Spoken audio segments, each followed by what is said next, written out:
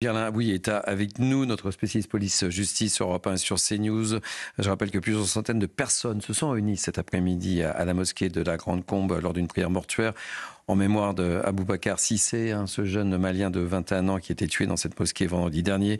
Des membres de la famille d'Aboubacar Cissé seront reçus, c'est important de le dire, lundi, place Beauvau à Paris par le ministre de l'Intérieur Bruno Retailleau qui s'est exprimé justement. Je vous propose de l'écouter et on fait un point sur les dernières informations avec vous, Sabrina. Sur l'actualité, est-ce que vous confirmez que vous allez rencontrer la famille d'Aboubacar Cissé lundi prochain? Oui, bien sûr, je confirme. Et je confirme aussi l'innommable mensonge, la récup. Quand certains ont dit, à gauche, à l'extrême gauche, les insoumis, Madame Dandelier, que j'aurais refusé de recevoir la famille.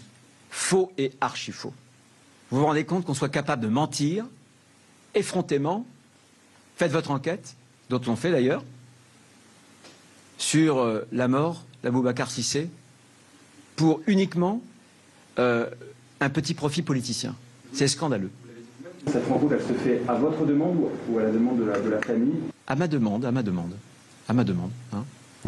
Voilà, confirmation de Bruno Retailleau. La procureure de la République de Nîmes a annoncé qu'elle tient une conférence de presse dans quelques instants, que vous pourrez suivre d'ailleurs avec Elliot Deval et Philippe de Villiers, dans le cadre de l'émission d'Elliot Deval et de Philippe de Villiers. Quelles sont les dernières informations, Sabrina Bouillet?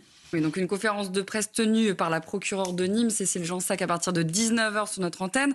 Cette conférence de presse devrait apporter des informations sur l'état de l'enquête. Où en est-on véritablement? Aussi sur les qualifications retenues et les suites judiciaires de cette affaire. Ce que l'on sait à ce stade, c'est que le suspect s'est livré aux autorités italiennes le 28 avril dernier à Pistoia en Toscane, où il avait pris la fuite pendant 3 jours. Il a accepté d'être remis à la France. La procédure est donc lancée et tout s'organise afin qu'il soit de retour en France à la mi-mai.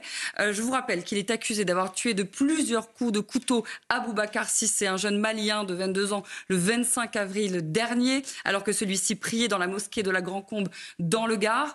Le suspect a été depuis entendu par les autorités italiennes. Alors il reconnaît avoir tué, mais parle de pulsion meurtrière. Il affirme, selon son avocat, qu'il s'était levé le matin avec l'intention de tuer quelqu'un, mais il nie avoir commis un acte anti-islam. Il nie même avoir filmé le meurtre, alors que cette vidéo, elle existe. Nous avons pu la consulter. C'est une vidéo terrible où l'on voit Aboubacar Cissé au sol, en pleine agonie. Et dans cette vidéo, on entend distinctement le meurtrier présumé qui insulte la victime, mais aussi la religion de sa victime. Concernant le profil maintenant du suspect, il s'appelle Olivier, il est âgé de 21 ans, il est né à Lyon, il est de nationalité française mais est issu d'une famille bosnienne. Une partie de sa famille vit dans le Gard. Il parle le français, le romani aussi, la langue des Roms. Il est sans emploi, n'était pas connu des services de police. Le procureur d'Alès le disait, il est passé sous les radars. J'ajoute qu'une information judiciaire est ouverte pour meurtre aggravé par la préméditation et à raison de la race ou de la religion. Noémie Aluya, là aussi, on parlait d'instrumentalisation politique. Là aussi, cette affaire a été instrumentalisée. On a bien vu la prise de position de Jean-Luc Mélenchon, notamment sur cette affaire. Là où vous vous trouvez sur l'échiquier politique, on vous dira que c'est un fait divers ou un fait de société. On voit bien que pour Jean-Luc Mélenchon, un certain nombre d'événements qui ont eu lieu, souvenez-vous notamment de la mort de Philippine, dont on parlait tout à l'heure, c'était considéré comme un fait divers, peut-être quelque chose qui ne disait pas vraiment un symptôme de notre société. Et aujourd'hui, avec l'affaire tragique de M. Cissé, c'est un tout autre discours. Et malheureusement, on a l'impression qu'on n'arrive plus à avoir une mémoire commune. On n'arrive plus à se réunir, quelles que soient les sensibilités politiques par ailleurs, effectivement, pour se dire que là, il faut se réunir, il faut penser ses blessures. Et la France est fracturée, la France est réduite à des communautés qui se regardent comme des chiens de faïence et qui ne réussissent plus à communier dans des moments comme celui-ci. Louis de Ragnel. Non, mais je suis assez d'accord avec vous. L'impression que ça donne, c'est que certains se réjouissent presque d'apprendre que c'est un musulman qui a été tué parce qu'ils se disent politiquement, ça va être un beau produit à vendre. Personne n'oublie les larmes de Jean-Luc Mélenchon. Exactement. Et donc, ça permet à chaque fois, pour eux en tout cas, de franchir un cap supplémentaire. Et ils se disent, voilà, en fait, on va se servir de ça pour attaquer l'incarnation, entre guillemets, du camp d'en face que représente Bruno Retailleau et pour essayer de fracturer la société. Il n'y a qu'un seul objectif, c'est celui-ci.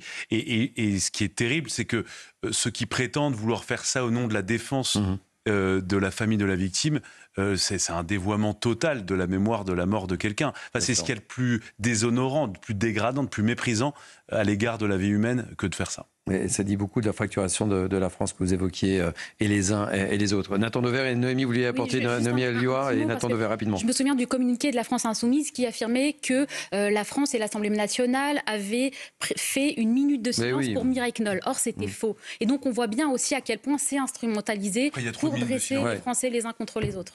Pour revenir à l'esprit. Nathan Dever, très rapidement. Ce crime terrible, même si évidemment on attend ce que l'enquête pourra nous dire, je pense qu'il est révélateur aussi du racisme qui existe contre les musulmans de notre pays. Il a plongé les... Et j'en profite pour remercier les auditeurs d'Europe 1 qui nous quittent. On reste sur CNews. Je sais les auditeurs d'Europe 1. Et qui ont été plongés dans une grande émotion et dans une forme de très grande peur, premièrement. Deuxièmement, ce qui est terrible, c'est de voir qu'il y a une grande difficulté à construire un antiracisme aujourd'hui universel. Ce que vous mentionniez. Les larmes de M. Mélenchon, formidables, mais on ne les a pas vues sur d'autres crimes racistes qui ont semblé l'émouvoir beaucoup moins. Et ça, c'est en effet le problème, le risque d'une fracturation qui serait terrible. Je vous coupe le micro.